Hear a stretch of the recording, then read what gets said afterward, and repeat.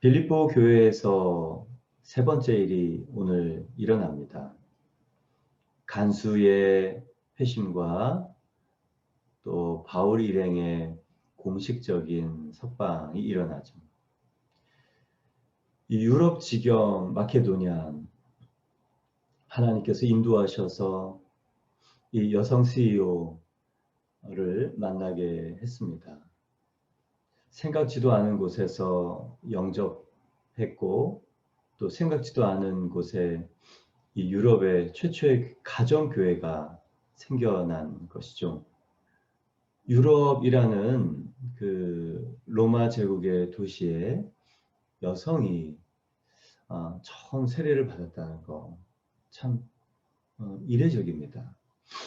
헬라인이나 야만인이나 구분이 없다고 얘기를 했지만 또 남자나 여자나 구분이 없다고 얘기를 사도 바울은 했지만 그건 그리스도 안에서 일어나는 일이었고 그 당시의 문화는 1등 시민과 2등 시민이 있었고 1등 인종과 2등 인종이 있었고 또 남녀의 구별과 차이가 분명히 있었습니다. 그러나 하나님께서는 사람의 구분 없이 하나님에 대하여 궁금해하고 또 하나님이 누구신가 만나기를 원하는 사람을 만나주셨다는 것이 놀랍습니다. 두 번째는 전혀 그럴 마음이 없었던 이 여종이죠. 귀신 들려서 사는 사람. 어쩌면 이 본문이 유럽의 두 번째 이야기로 소개된 것을 보면 우리에게 이 금권주의, 이 돈, 인생이 이 금권에 사로잡혀 산다라는 것과 그리고 그 금권을 조정하는 사람들의 배후에는 약한 세력이 있다는 것을 우리에게 너무 다 잘 보여주는 것입니다. 그래서 하나님께서 그 점치는 여종 바울과 실라를 통해서 귀신을 쫓아주는 사건이 나타난 것이죠. 구별하지 않고 차별하지 않고 또 구원해 주시는 그 하나님이 감사했습니다. 오늘은 정말 또 의외의 일이죠. 점치는 여종의 수익이 없어졌습니다. 그래서 실제적인 이유는 경제적인 손실이지만 이 정치적인 이유로 고소를 해서 사회 소란죄, 이 교란죄로 감옥에 갑니다. 그러나 그 감옥에서 한밤중에 기도와 찬양을 하는 바울과 실라가 참 놀랍고 그때 옆에 이 죄수들이 듣더라. 죄수들이 참 신기하게 생각했을 것 같아요. 감옥, 깊은 감옥, 빛이 안 들어오는 감옥이라는 뜻이거든요. 그리고 경계가 삼엄한 감옥이라는 뜻이거든요. 중죄인이 있는 곳입니다. 그냥 감옥이 아닙니다. 그곳에서 한밤중에 기도하고 찬양하는 것을 본 이 죄수들은 참 너무 웃겼을 것 같고 어이가 없었을 것 같아요. 저렇게 죽도록 맞고 와가지고 저게 뭐하는 짓인가. 참 쟤네도 정신이 없다. 그러나 하나님께서 그 한밤중에 지진 옥문이 열렸습니다. 착고가 다 풀렸습니다. 기도하고 찬양할 때 우리가 감옥문이 다 풀리고 우리의 상황이 풀리냐? 그렇지는 않습니다. 모든 경우가 다 우리의 상황이 열리고 풀리는 경우가 아니죠. 그런데 더 중요한 건 오늘 본문의 사도 바울과 실라의 반응입니다. 상황이 풀렸어요. 놀라운데 상황이 풀리면 룰루랄라 기쁘게 감사하고 그 상황을 풀어주신 하나님께 찬양하고 나와서 간증해야 되는 것이죠. 그런데 그 상황에 머물러 있습니다. 예수님의 주되심을 고백하는 사람들의 이 놀라운 반응력, 우리는 고난과 고통에서 빠져나오기를 원해요. 교회에 오는 많은 분들은 그냥은 안 옵니다. 병들고 아프고 또 재정적인 어려움이 생기고 고난이 생기면 그때 교회 옵니다. 물론 저도 그랬죠. 그리고 하나님께서 그 고난을 제하여 주시고 상황을 바꿔주시기를 간절히 기도합니다. 그런데 오늘 바울과 바나바는 그 상황이 바뀌었는데 바뀌기 이전 상황에 머물러 있습니다. 참 놀라운 일이에요. 27절을 보면 간수가 자다가 깨어 옥문이 열린 것을 보고 죄수들이 도망한 줄 생각하고 칼을 빼어 자결하려 하거늘. 간수에게는 큰일입니다. 옥문이 열렸어요. 죄수들이 도망한 줄 생각합니다. 옥문이 열렸으니까 죄수들이 도망했겠죠. 또 어쩌면 일부 죄수들은 도망했을 줄 모릅니다. 도망했을지 모릅니다. 그러면 이 죄수들의 형량만큼 간수가 그대로 되갚아서 복역을 해야 되기 때문에 이 간수에게는 살 소망이 없는 것이죠. 이 직무유기, 감옥문이 열렸다는 이 직무유기, 또 간수가 이 역할을 제대로 하지 못했다는 이 불명예가 이 사람에게는 더 큰 고통이고 또 가족들에게는 수치일 수 있습니다. 또 이 복역을 해야 하는 이 괴로움이 있습니다. 그래서 자결, 이 타살의 증거를 남기면 누군가 이 사람을 죽이고 또 감옥문을 빼어갔나 보다. 감옥문을 열고 죄수들을 풀어갔나 보다. 그러면 남아있는 고통과 함께 이 죄수의 간수의 이 가족들이 겪을 이 불명예는 지울 수 있을 거라 생각했는지 모릅니다. 이 자결하려 하는 것을 보는 거죠. 오늘 고난을 대하는 두 부류가 한 감옥 안에 있습니다.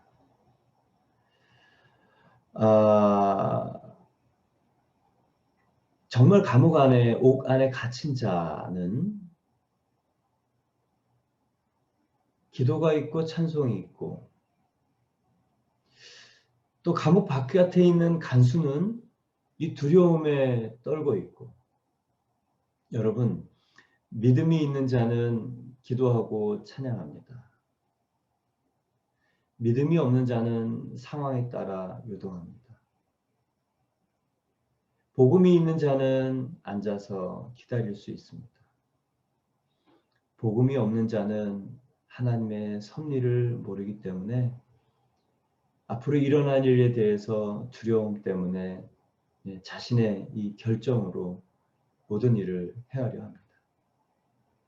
예수가 있는 자는 평안합니다. 예수가 없는 자는 간수이지만 평안하지 않습니다. 여러분, 상황이 어떠하냐, 그게 그렇게 중요하지 않다는 것을 이 안에서 봅니다. 세상도 마찬가지입니다. 세상 안에서 감옥을 사는 사람이 있고 감옥 안에서 넓은 자유의 삶을 사는 사람이 있습니다. 그 비결은 무엇이냐? 믿음이 있는가? 복음이 있는가? 복음이면 다 된다는 믿음이 있는 사람, 예수님 한 분으로 충분하다고 생각하는 사람. 어쩌면 우리는 너무도 많은 것이 있기에 여러 걱정, 여러 염려를 하고 사는 줄 모릅니다. 사는 게 바쁘고 또 해야 할 일이 많은 사람, 걱정과 염려가 없듯이 우리가 가진 게 없고 또 해야 할 일이 간단 명료 너무도 분명해서 우리는 네, 오히려 더 평안한 줄 모릅니다. 저는 여러분이 이 세상 안에서 감옥을 살지 않기를 바랍니다.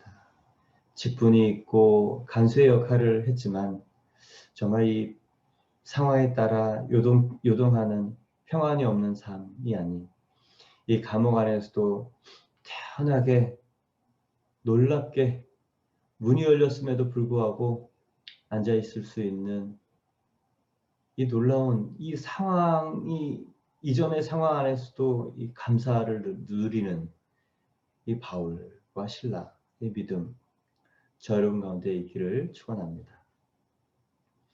28절 보면 바울이 크게 소리질러 이르되 내 몸을 상하지 말라 우리가 다 여기 있노라 하니. 여기 있다. 어떤 사람은 나갔나 보죠? 근데 왜 거기 있을까요? 왜 감옥 밖에 나가지 않았을까요? 감옥 문이 열린 건 나가라는 뜻 아닌가요? 예전에 그 헌금을 가지고 안디옥 교회에서 예루살렘에 그 구제금을 전달하러 갔을 때 베드로가 감옥에 갇혔습니다. 온 교회가 중보기도를 했죠. 이 큰 야고보는 이미 순교를 당했고 이 베드로는 이 감옥 안에 있는데 참 베드로가 거기서 그냥 고온하게 잠을 잡니다. 자기가 죽을 날인데도 불구하고 감옥이 열립니다. 계속 열립니다. 그리고 양쪽에 차고가 팔에 묶인 것들이 풀립니다. 그리고 천사가 일어나라 나가자고. 오죽하면 그 정도가 될 때까지 자고 있을까? 이 예수님 믿는 이 사람들의 이 배포는 뭘까? 죽음 앞에서 괜찮다. 이게 돼야 됩니다. 여러분, 예수 믿는 건 간단해요. 부활입니다. 내가 이 세상에서 죽음이 와도 괜찮아. 이 죽음 앞에 벌벌 떠면요. 예수 믿는 거 가짜라는 생각을 저는 들어요. 아직 부활이 뭔지 모릅니다. 이 죽음 앞에 벌벌 떠는 것은 예수님의 이 생명이 어떤 생명인지 머리로 아는 것이구나. 그런 생각이 듭니다.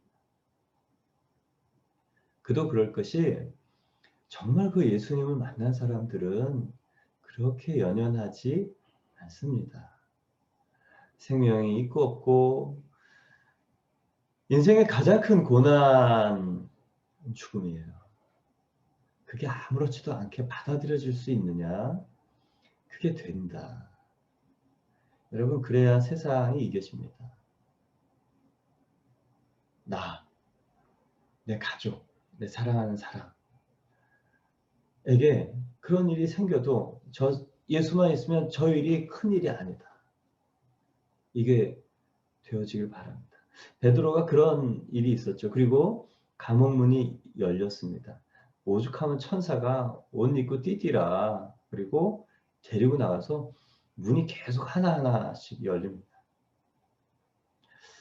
문이 열린다는 것은 나가라는 뜻 아니에요? 분명히 베드로는 일어나서 나갔습니다. 천사가 일으켜서 피난, 대피시켰습니다. 도망치게 도와줬어요. 근데 감옥 밖으로 바울과 실라는 나가지 않았을까? 왜 상황이 바뀐 것을 기뻐하고 열어준 문으로 나가지 않았을까? 여러분, 어떤 게 더 내 생명에게 유익이 될까 보다 어떤 게 더 예수님이 원하시는 것일까? 저는 이 감옥에서 머물러 있는 바울과 실라가 참 대단하다는 생각이 듭니다. 저와 여러분은 감옥에 갈 일은 좀처럼 없어요. 그러나 인생의 감옥에 있을 수 있습니다. 동굴이죠. 재정적 파산, 그리고 이 죽음의 선언, 암. 근데 하나님께서 재정적 파산에서 완전 해결해 주신다. 그럴 때 하나님 제가 이 빚더미에 있어서 전도할 수 있는 게 더 좋습니다. 그럼 여러분 그러시겠습니까? 하나님 저 암 고쳐주시지 않는 게 오히려 좋을 것 같아요 라고 고백할 수 있겠습니까? 이건 너무 어려운 일이에요. 우리는 감사하면서 간증하겠죠. 그러나 오늘 바울과 실라는 오히려 우리의 생각을 완전히 뒤엎습니다. 왜냐? 그 상황에 있는 사람들, 그 상황에서만 만날 수 있는 사람들의 구원을 위하여 자유의지의 선택을 하는 거예요. 이게 예수님이 주 되신 사람들의 특징입니다. 우리의 많은 간증은 살려주셨어요. 그 상황에서 건져주셨어요. 치유해 주셨어요. 그런데 오늘 바울과 실라의 간증 보면 그렇지 않다는 거 봅니다. 이 사람들의 큰 마음 정말 배우고 싶어요. 놀랍습니다. 고난 속으로 들어가는 사람들 왜 그런가? 여러분 기적을 전도할 기회로 그냥 사용하려고 고난 속에 남아있는 것 어느 것이 더 큰 믿음인가? 어느 것이 더 충격적인 믿음인가? 어느 것이 생명을 구원할 믿음인가?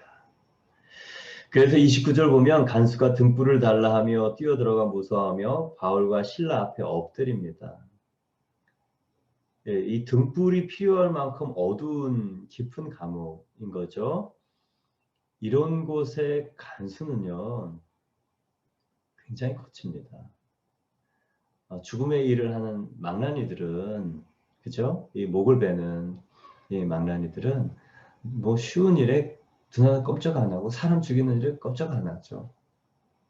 험한 일을 할수록 사람이 놀라지도 않고 또 거칠기도 합니다. 근데 그 사람이 무서워 떨며 바울과 실라 앞에 엎드립니다.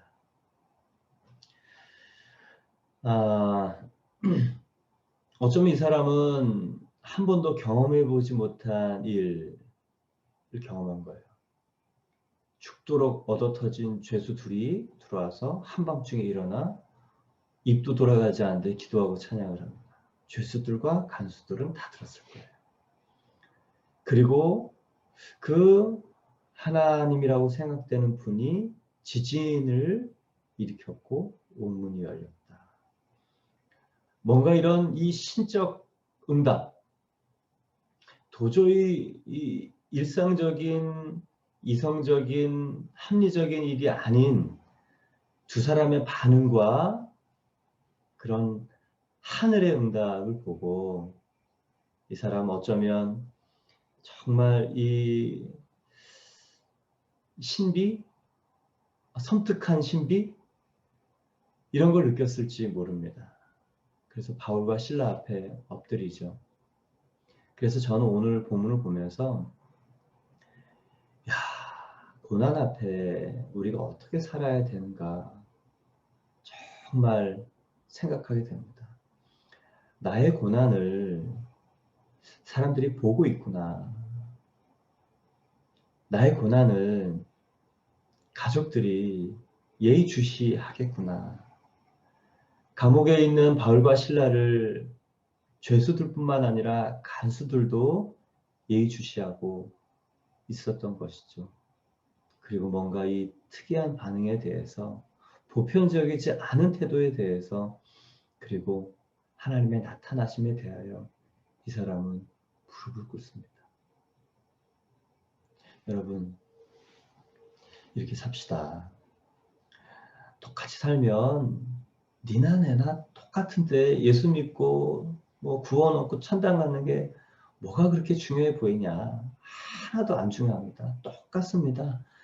뭐 주일날 가서 헌금 조금 하고 1시간 가서 예배드리고 오고 이 종교적 보험으로 마음의 평안을 얻는 너나 그냥 열심히 일해서 돈으로 평안을 얻는 나나 불행이 닥칠 때 고난이 닥칠 때 똑같은데 그게 뭐냐. 너는 네 종교 나는 내 종교 이렇게 되는 것이죠. 이제 간수가 그렇게 얘기합니다. 그들을 데리고 나가 이르되 선생들이여 내가 어떻게 하여야 구원을 받으리이까 하거늘. 이 죄수를 지키지 못한 간수의 실책을 면하기 위해서 이 말을 맞추자는 얘기가 아닙니다. 이런 이 섬뜩한 신비, 이 신적 사건에 대하여 그가 찬양하고 기도했던 그 대상인 이 하나님, 이 신의 개념이 누구에게나 있기 때문에 자기에게 이 구원을 얻는 것. 그래서 호칭이요, 죄수들한테 선생들이여라는 이 큐리오로 바뀝니다. 이 주라는 단어거든요.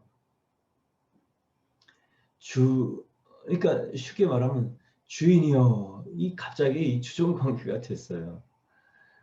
간수가 죄수에게 주여라고 부르는 것하고 같아요. 그리고 묻습니다. 당신에게 있는 그 인생의 힘이 어디서 나옵니까? 당신이 가지고 있는 그 인생을 대하는 그 태도가 어디서 나옵니까? 그리고 고난 안에 계속 머물러 있는 당신의 그 생각은 어디서 나옵니까? 그리고 당신의 그 기도와 찬양을 하게 하는 그분은 누구입니까? 그분을 좀 만나게 해 주십시오. 여러분, 이 인생에 대한 이 궁극적인 질문 누구에게나 있지 않습니까? 그래서 우리가요, 더 다르게 살아야 됩니다. 호기를 부릴 필요는 없어요.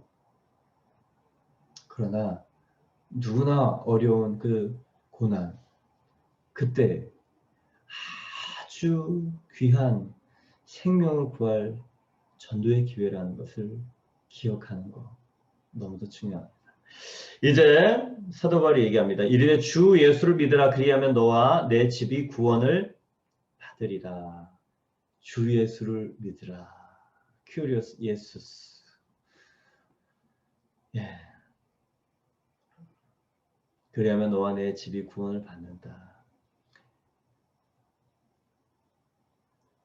예수를 주로 믿는 믿음, 이 구원을 받는다는 말이에요. 내가 선생이라고 부른 내가 큐리오스 주가 아니고 또 로마의 황제가 큐리오스가 아니고 내 감옥 안에서 기도와 찬송의 대상이 되었고 옥문을 여셨고 상황을 바꾸셨던 그분, 그리고 우리에게 영생의 구원을 주시는 분은 로마 황제나 권력이나 돈이나 명예가 아니라 예수님이다 라고 말하고 있습니다. 여러분, 우리에게 누가 나의 주인인가? 돈 주는 사람이 주인인가? 또 명예와 명성을 보내주는 분이 주인인가? 아니면 내가 사랑하고 또 잘 양육하기를 원하는 내 자녀가 내 주인인가 상전인가? 여러분의 상전은 누구십니까? 예, 상전이 바뀌면, 주종 관계가 바뀌면 반드시 인생에 어그러짐이 있습니다. 인간은 하나님을 주인으로 섬기게 만들어진 존재입니다. 그 하나님을 몰아내고 다른 존재가 그 주인의 자리에 앉으면 늘 문제가 생기기 마련이죠. 예수를 믿는다고 너와 내 집이 자동으로 구원을 받느냐? 그 말을 얘기하는 것은 아닙니다. 그런데 한 영혼이 정말 예수님을 주인으로 영접하여 말이 바뀌고 태도가 바뀌고 그리고 삶이 바뀌면 그 영향력이 가장 옆에 있는 가족들에게 바로 전달된다는 뜻입니다. 많은 사람들이 예수는 좋은데 교회 다니기 싫어하는 이유는 예수 믿는 사람들 때문에 그렇습니다. 말은 잘한다. 그런데 삶은 안 된다. 이 언행 불일치, 이 신행 불일치, 믿는 바와 행하는 바가 너무 다르기 때문이죠. 그래서 차라리 진짜 말을 좀 못했으면 좋겠다, 그런 생각도 들어요. 근데 그것도 아니에요. 말도 하고 전도도 하고 생각도 바꿔주고, 우리는 소통의 존재 언어라는 이 영적 존재에게 주신 이 언어를 통해서 사람들의 생각을 바꾸는 일을 해야 합니다. 그리고 우리의 삶을 통해 그 사람들에게 좋은 본을 보여줘야 되죠. 여러분, 오늘도 저와 여러분이 예수를 주로 믿는 하루가 되기를 바랍니다. 일상적인 일에서도 예수가 나의 주, 신앙적인 일에서도 예수가 나의 주, 큰 일에서도 예수가 나의 주, 작은 일에서도 예수님이 원하시는 반응을 할 때 우리는 예수님이 주인인 사람이 되는 것이죠. 예수님이 원하시는 사람은 예수님이 원하시는 반응, 믿음의 삶을 사는 사람입니다. 어떤 특정한 일에 대해서 반응하는 것이 아니고 그 사람이 모든 일상 24시간을 예수님이 원하시는 믿음의 반응을 하는 사람이 되는 것입니다. 오늘 그럴 때 예수를 주로 믿는 믿음이 있을 때 우리가 구원을 얻고 또 우리 주변에 있는 사람들이 우리의 이 생명의 영향력을 지켜보고 당신이 믿는 그 예수, 돈이 흔들지 못하는 당신의 삶, 상황이 가두지 못하는 당신의 인생, 그리고 어려움이 침몰시키지 못하는 당신의 걸음, 나는 당신에게 너무도 궁금함이 있습니다 라고 물으며 다가오는 한 분 한 분에게 예수님 때문이에요. 예수님이 내 안에 계셔서 그렇습니다. 그분이 나를 이끄시기 때문에 그렇습니다. 그분이 나의 참 주인이십니다. 선한 목자이십니다 라고 소개해 주실 수 있기를 축원합니다. 주의 말씀을 그 사람과 그 집에 있는 모든 사람에게 전하죠. 그리고 33절에 그 밤에 그 시각에 간수가 그들을 데려다가 그 맞은 자리를 씻어주고 자기와 온 가족이 다 세례를 받은 후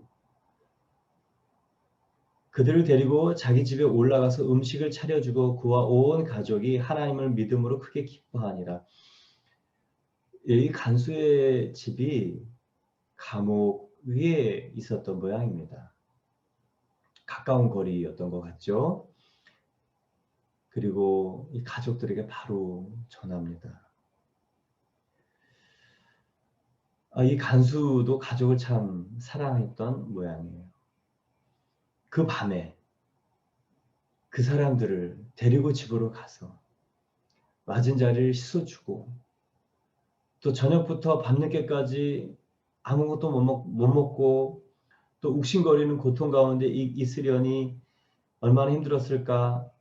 또 음식을 차려주고 또 예수님을 소개받고 또 가족이 세례를 받습니다. 빌립보 교회에 또 한 가정의 구원이 임했죠. 저는 사도행전 16장 31절 말씀을 참 좋아하고 믿고 많은 분들에게 선포합니다. 여러분, 예수를 정말 믿고 거듭난 한 사람의 영향력과 중보 기도로 가족 가문이 구원을 얻는다. 이것이 오늘 빌립보 간수의 감옥에서도 가정에서도 이루어지죠.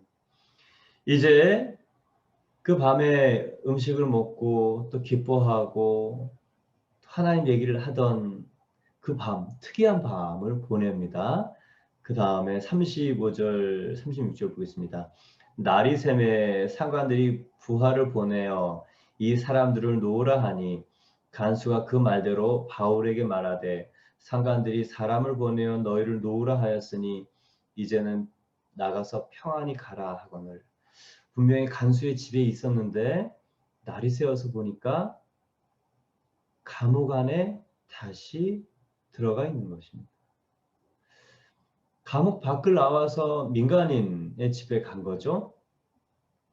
그러면 자유의 몸 아닙니까? 다시 감옥 안으로 들어갔어요. 놀라운 일입니다. 다시 고난 안으로 들어갔어요. 다시 깊은 그 수렁 안으로 들어갔어요. 이제 잡히면 어떻게 될지도 몰라요. 또 잡힐 수 있지 않습니까? 또 감옥에, 더 깊은 감옥에, 이중 감옥에, 더 깊은, 더 단단한 착고에 채워줄 수 있지 않습니까? 그런데 자발적 결정으로 걸어서 들어갑니다. 들어갔습니다. 그랬더니 상부에서 그런 얘기가 와요. 그 사람들 그냥 조용히 내보내라. 저 사람들 좀 특이한 사람인 것 같다. 예, 공식적이지 않은 그런 일, 그냥 보내. 감옥에 갔으면 뭔가 이렇게 결정을 하고 재판도 하고 보내야 될 텐데 그렇지 않은 거죠.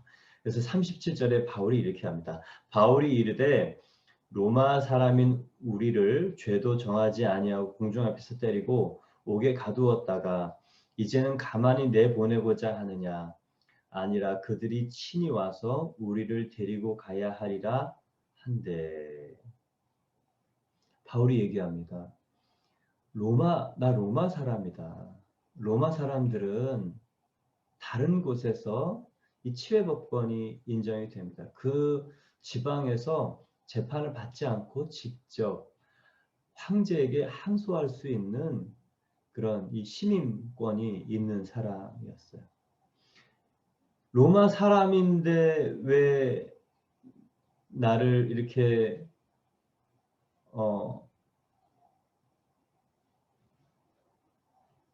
때리고 가두는 이 실정법에 위반한 일을 해놓고 그냥 보내려고 하느냐. 이 로마 시민이라는 얘기가 깜짝 이 사람들을 놀라게 합니다. 여러분, 오늘 믿음의 사람들의 한 단면을 봅니다. 왜 사도 바울은 자신이 로마 사람인 것을, 우리는 그러니까 신라까지죠. 우리는 왜 로마 사람이냐고 얘기를 했을까? 쉽습니다. 첫 번째는 이 실정법 위반, 적법한 절차 없이 때리고 가둔 이 불법, 사회적 불의에 대한 이 책망이고 한 거예요. 그리스도인은 무조건 밀리는 대로, 또 밀면 밀리는 대로, 찌그러뜨리면 찌그러지는 대로 살아야 되는가. 공적인 일에 대해서 주장할 수 있어야 된다는 것이 하나입니다. 이 공의의 실천. 그래서 이 십자가는 공의의 실천이에요. 죄는 죽어야 된다. 사탄은 죽어야 된다.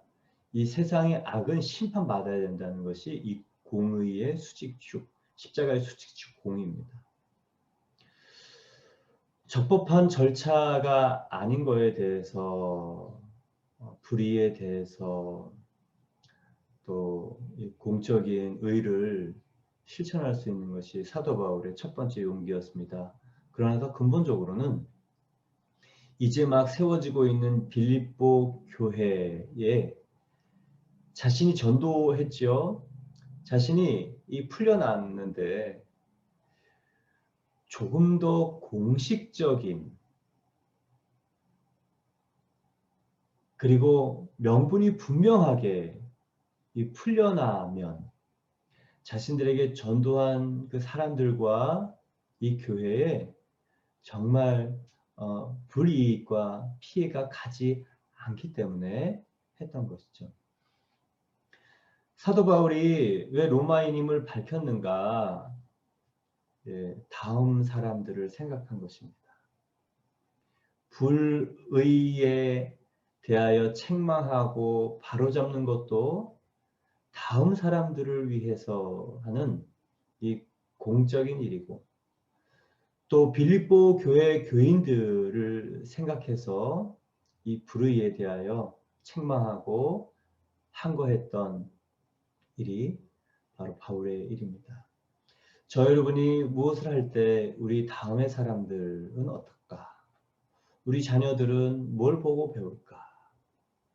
여러분, 이게 참 우리에게 중요한 숙제입니다. 근데 더 중요한 것, 더 신기한 것은 뭐냐? 바울이 왜 자기가 로마 시민인 것을 처음에 이게 잡혀올 때 이 잘못된 거짓 송사로 고소받을 때 로마인임을 밝혔으면 맞지도 않았죠. 고생하지도 않았을 것입니다. 근데 왜 지금 로마인임을 밝히는가? 오늘 본문을 보면서 야, 예수님이 하시는 일을 신뢰하지 않으면 내 앞에 일어나는 일이 우연이고 그냥 일어난 일이라고 믿으면 도저히 있을 수 없는 일. 내 앞에 일어난 일은 사람들 간의 알력, 이익을 위한 고소, 그리고 피해받은 나는 피해자라고 생각을 하면 전혀 있을 수 없는 일입니다. 그 모든 일을 통해 하나님은 놀라운 섭리를 하신다라는 하나님의 주권에 대한 믿음이 있는 바울이었기 때문에 고소받을 당시에 나 로마인이다 라고 얘기를 하지 않았던 것이죠. 그 한마디면 모든 게 풀려나는 상황입니다. 오늘 사도 바울은요, 고난을 풀어줬는데 고난 속으로 되돌아가요. 본인을 증명할 수 있는 이 암행어사, 이 마패 같은 것이 본인에게 있음에도 불구하고 고난을 다 당한 다음에 그것을 보여줍니다. 이상한 사람이에요. 예수가 주인인 사람. 예수를 주로 믿는 사람의 인생의 태도. 그러니 사람들이 충격을 받는구나. 그러니 빌립보 교회의 이 루디아와 또 간수의 가족들과 빌립보 교회의 사람들은 믿음이 남달랐겠구나. 여러분, 인생은 해석입니다. 남이 반응하는 대로 남들이 똑같은 감정과 말을 할 때 우리는 똑같습니다. 생명 없는 자로 삽니다. 근데 오늘 사도 바울 다른 삶을 살죠. 인생을 바라보는 각도가 달라요. 서 있는 자리가 다릅니다. 나에게 우연은 없다. 반드시 하나님이 내 길을 이끈다. 그리고 나를 불꽃같이 지키시면서 가는 길이다. 나를 죽을 만큼 목숨을 내어주는 그 아들을 내어준 만큼 사랑하시는 분이 나에게 허락하신 일은 정말 축복이다. 이 믿음 정말 중요합니다. 이제 38절부터 40절 보겠습니다. 부하들이 이 말을 상관들에게 보고하니 그들이 로마 사람이라 하는 말을 듣고 두려워하여 와서 권하여 데리고 가서 그 성에서 떠나기를 청합니다. 두 사람이 옥에서 나와 루디아의 집에 들어가서 형제들을 만나보고 위로하고 가니라. 루디아의 집에 다시 가죠. 초대교회의 예배 장소, 예배 처소였던 것 같아요. 가서 사람들에게 그런 그간의 일을 얘기해주고 복음을 전했다는 걸 얘기해주고 또 조금 있으면 간수의 가정들이 이곳에 올 거라고 얘기해주고 그리고 우리에게 불행은 없다는 것을 얘기해주고 그리고 이 사람들에게 고난도 유기라는 것을 얘기해주고 그리고 위로하고 누가 누구를 위로하는지 모르겠어요. 오늘 본문을 보면 감옥에 있는 사람, 고난을 당할 사람, 죽도록 얻어맞은 사람이 많은 사람을 위로하고 다닙니다. 이 안에 예수님이 있기 때문에. 여러분, 상황, 아무리 어려운 상황이어도 위로자가 될 수 있습니다. 정말 다른 사람을 일으켜 세울 만한 위로자가 될 수 있습니다. 그리고 다른 곳으로 전도하러 가는 것이죠. 사랑하는 성도 여러분, 저 여러분이 다시 고난 속으로 되짚어 가려는 사도 바울처럼은 못 될 수 있어요. 그러나 우리의 상황이 어떠하도 감사할 수 있습니다. 그리고 내 앞에 상황, 하나님이 이유 없이 베푸신 일이 아닌 것을 믿는 믿음이 있을 때 우리의 반응은 반드시 달라집니다. 어쩌다가 이런 일이 있어서, 어쩌다가 저런 일을 당해서가 아니라는 것 오늘 기억하시고, 생각지 않은 곳에서 위로자로 또 구원의 통로로 저 여러분이 쓰임받는 예수를 주로 섬기는, 예수님을 주인을 기쁘시게 하는 반응을 하는 하루 되시기를 축원합니다. 함께 기도드리겠습니다.